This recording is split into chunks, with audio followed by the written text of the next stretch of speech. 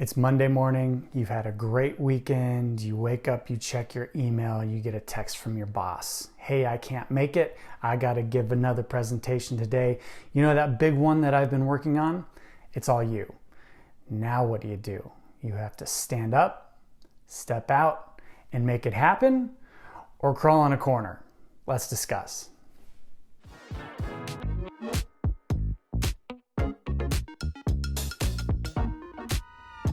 Hey, I'm Ryan Fields. Thank you for joining me on our HyperAcademy All Access Show. It's a ruthless world out there. How do you stand up and step out? You have to do that by getting your mind right. And that's what HyperAcademy is here to explore. As a thank you for joining me today, I want to provide you with a gift. This gift is a one-page guide that will provide you with all of the tools that you need to reduce your stress immediately during a stressful situation. If you've ever been called upon to give a quick speech, to talk on behalf of your boss during a presentation that you've been working on, if you're just trying to well up the courage to raise your hand in class or make that comment, you have probably known those butterflies that come in your stomach, even sometimes the nauseousness that you feel when you're getting ready to do that. This guide, single page guide, can help to reduce your blood pressure, reduce your pulse rate, and be able to provide you with the ability to get that courage to stand up and give that specific challenging objective or task that you need to be doing. It's a 3-step guide. It takes 10 seconds. Once you complete it, it will reduce your stress level immediately. Take a look at this guide. Again, completely free. My gift to you as a thank you for joining me today. You can get the guide by going to hyperacademy.mykajabi.com/10 seconds. HyperAcademy, all one word, mykajabi.com/10 seconds. I'll have a link for that in the description below as well. Again, thank you for joining me, but let's get talking about this scenario, the situation. Have you ever been in a situation where you haven't been planning on doing something that's extremely important? This morning, you've just come back from a fantastic weekend with your friends or your family. You're kind of hoping to ease into your Monday morning, but you get that call from your boss that says you need to step up and you need to do this on my behalf because I can't do it. It's a pretty challenging situation, right? So in this situation, you've been working on this project for months now. This is your quarterly presentation that you're going to give to all of the key stakeholders that will be able to give you what you need in your organization. Your boss has been the one that's preparing to do the presentation throughout, but for whatever reason, your boss isn't able to do it, so you get the call. Now here's the kicker. The meeting's in 2 hours. So what are you gonna do to be able to rise up and to facilitate that? Or are you gonna take another path, right? And the way I see it, there's 2 options. Option 1, like I just said, you just wing it, right? You just wing through the presentation. You acknowledge right in the beginning, hey, the person who was supposed to give this couldn't be here, so we're not prepared. You're gonna make excuses for yourself and for your organization, and the presentation isn't gonna go as well as it could be. That's the easy way out, right? It's an easy way out to just say, not my problem. I'm not gonna do it.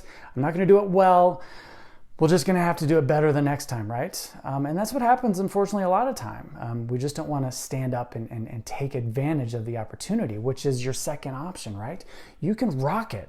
You can stand out. You can be the person that stood up and made that happen on behalf of your organization, and you can really move things forward.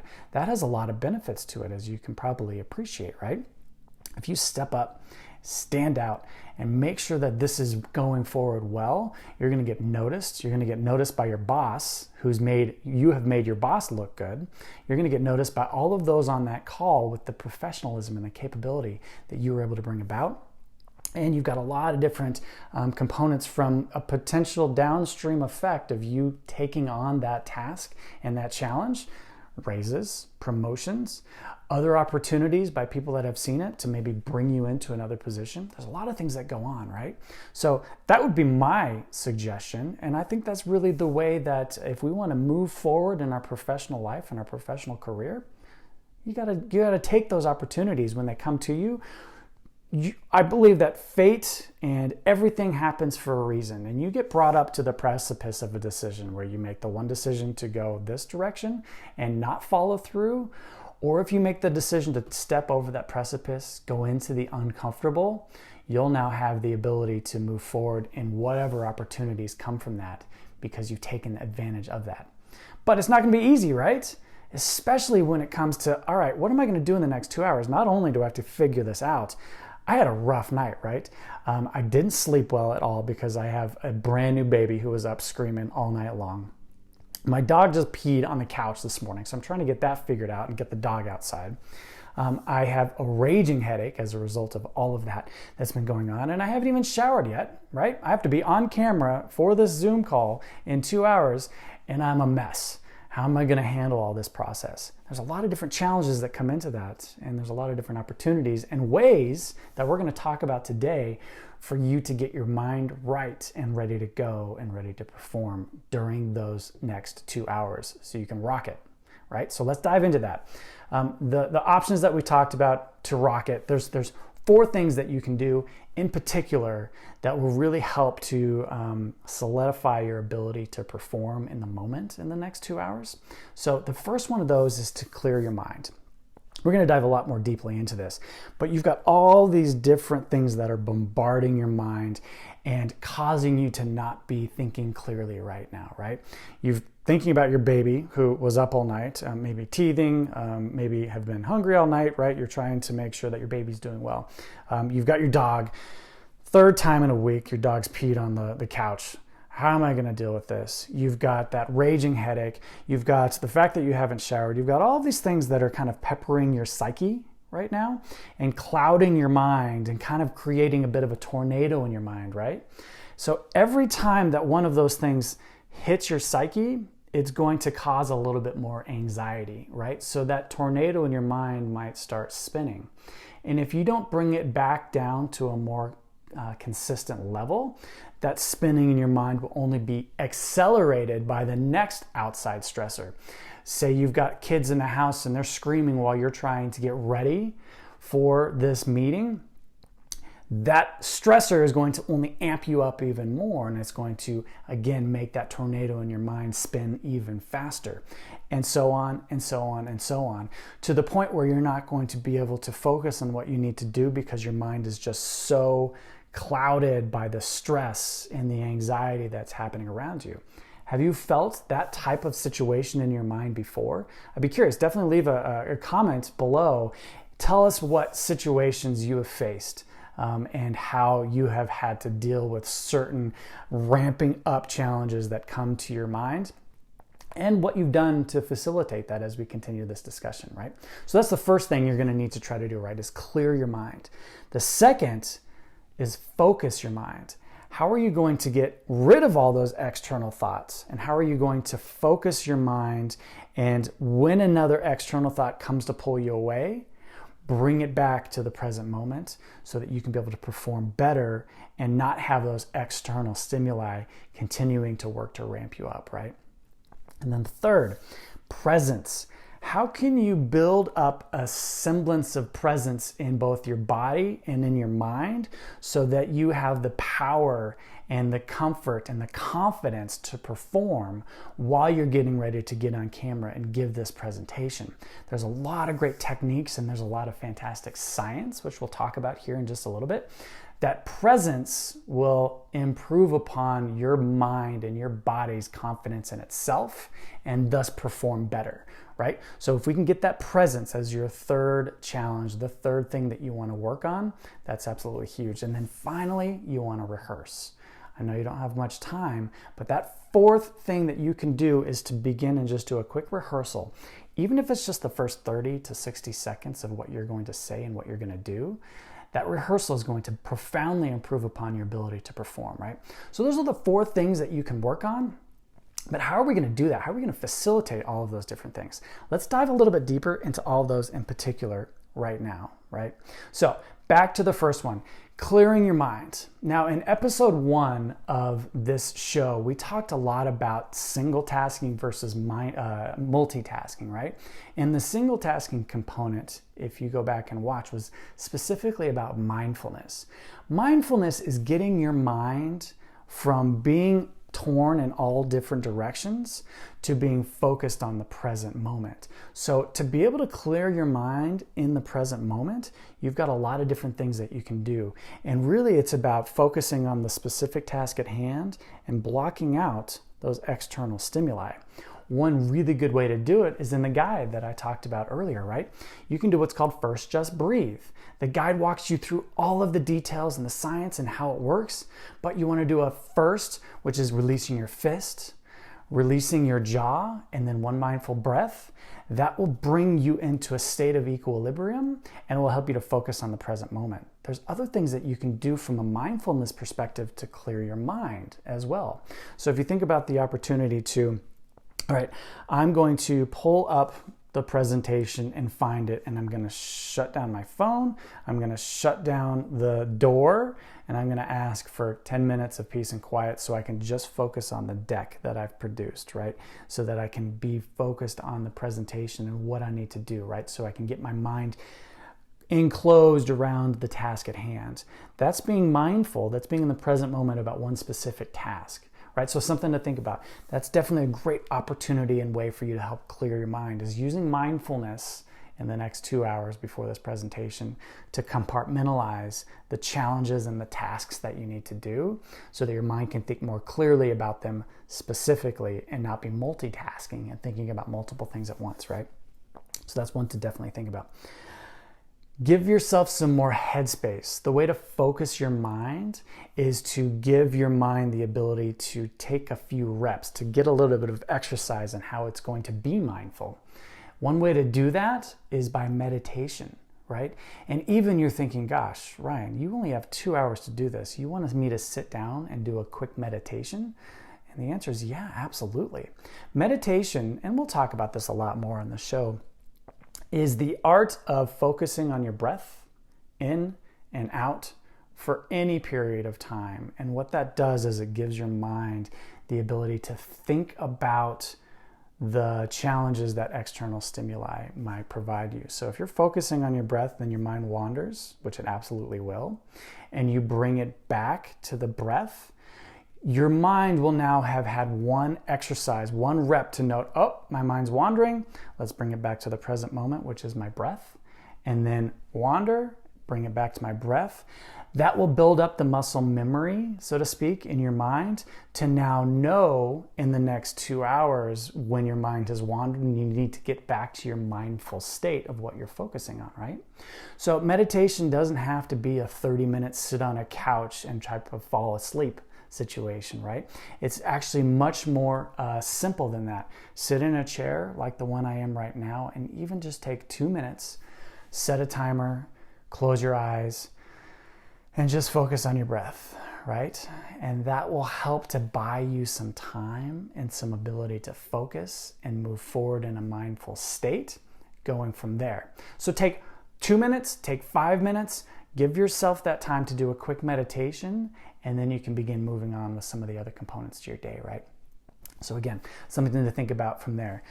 When we're talking about the third thing that we need to be doing this morning to facilitate getting a good presentation going for this, it's presence, right? Briefly mentioned presence, but if you think about watching an athlete that just scored a touchdown, right? What's their body presence look like, right? Are they sad and curled up like this, or are they boisterous? Are they loud? Are they wide? Are they open? Are they open like this? The body innately can help to project the presence of confidence by opening itself up. Think about the chimpanzee world, right? The alpha male chimp is very wide and broad, while the submissive chimp is closed off like this. That act of projecting yourself will translate to your mind, and your mind will inherit the projection that the body is presenting outwardly, right? So if you're spending the next 2 hours in a submissive posture, your body's going to feel submissive. It's going to present submissively. Whereas in the next 2 hours, if you have yourself set up and you give yourself the ability to stand tall, to have a high amount of presence and posture and starfish up, as Amy Cuddy would say it in Presence in her book, Those are some opportunities for you to really improve upon your confidence when you're getting ready to present. I'm going to put a link to Amy's book in the notes below. She is absolutely fantastic on this exact subject, and definitely something you may want to look at and read and learn a little bit more about. And then finally, that fourth one is your mental rehearsal, right? Take some time to think about what specifically you're going to talk about. It doesn't have to be the entire deck. You've already gone through and looked at the presentation to see what order things are in, and you're able to follow the presentation. But oftentimes, at least from my personal experience, when I start a presentation, the first 30 to 60 seconds can kind of feel like a blur, right? You're just trying to get your feet wet and about you and to kind of get yourself settled into the situation. And having those first 30 to 60 seconds kind of mapped out in your mind in terms of what you're going to say, how you're going to say it, what your cadence is. Are you going to include a pregnant pause so that you can get a little bit more attention by all of your people that are watching this? Planning out what you're going to say will allow your mind to catch up to where you are in the presentation and be able to move forward in a much more coherent way, right? So definitely something to think about when you are looking at mentally rehearsing the situation. So those are some of the things that you can get yourself set up for the next 2 hours while you're getting ready to do this presentation. But how does that look in practice, right? Let's do a timeline. Let's break this out specifically and let's look at what you need to do. So you got your call from your boss at about 7:59 a.m. Hey, you need to do this. I'm sorry, but I got pulled away. This is all on your shoulders. You've already scrapped the idea of giving up and just phoning it in, right? You're going to stand up. You're going to rock this. You're going to use the 4 different solutions that we talked about to be able to facilitate a fantastic presentation. What do you do between now and then? So at 8:05, as soon as you've gotten that notice, you're going to do that first just breathe exercise, right? Again, you can learn all about that in that simple 1-page document that you can download for free. But take a look, do a first just breathe exercise, lower your anxiety level deliberately and directly right now. And now you can begin to think about what you need to do next. My recommendation right after that is to take 10 minutes. If you can't get 10 minutes, take 5 and do a meditation. Close the door. You don't need some fancy app. Just find a bell on your phone with a timer, not some crazy one that will startle you, but a nice easy bell. Set a 10-minute timer. Sit down on your chair, get nice and comfortable. Close your eyes and just focus on your breath, right? In and out. And what's going to happen a lot, especially since you're in a bit of a stressed out state, is your mind is going to be pulled to this thought, into that thought, into this thought, into the dog pee, and it's going to stink. And then you're going to start thinking about, oh, I need to go to the store to get the deodorizer for the couch, and I need to go and pick up a thing so I can scrub the couch off, right? And sooner or later, it's going to be 2 minutes later, and your mind will have been going and going and going. As soon as you notice that your mind has gone to that state, acknowledge it and bring yourself back to the present moment and to the breath. Once that breath is back in place, your mind's going to wander over here. But keep in mind, that's normal. Don't be hard on yourself. But every time your mind wanders and you acknowledge it and bring it back, you're giving your mind one more repetition to notice that and to be able to perform better from a mindful perspective moving forward. So that when you're giving your presentation and you hear a child screaming in the room next door, you can acknowledge it, bring yourself back to the present moment, and continue to push forward. And meditation helps with that. So a very great practice, a very great thing that you can work on. Okay, 8:25, Advil. Let's get that headache on its way out and down. Get some coffee and get in that shower. Get yourself ready to go from that perspective on all your hygiene needs, right? And move forward. But here's the cool thing. We talked about presence, right? While you're in the shower, however long of a shower you're going to take, you can begin moving forward and doing those presence exercises. I call it standing like a superhero, right? Nice and broad, chin up, everything out. And you are focusing on and giving your best superhero pose, and that's building up and welling up inside of you the capabilities that we talked about from a presence perspective. Okay, you're out of the shower, you're all dressed, hair's done, teeth are brushed, you're ready to go, right? Now come downstairs, turn off all distractions, pull up that presentation, and begin going through it nice and succinctly from start to finish. Just getting a good appreciation for what's in that presentation. Block out those distractions. Don't join any other calls that you're supposed to be on. Just make sure you're focusing specifically on that presentation so you can get a good feel for it. And do this and rehearse it now, standing up with that power pose, with your clicker in hand, so you can get a little bit more of the realism of what it's going to be like when you're giving that presentation. Even if you're doing it on the computer seated, doing it standing up will give yourself and your body a little bit more confidence as you're moving forward with that, if that makes sense. Okay, so you're doing all of your presentation practice. Now it's about 9:30, 9:40.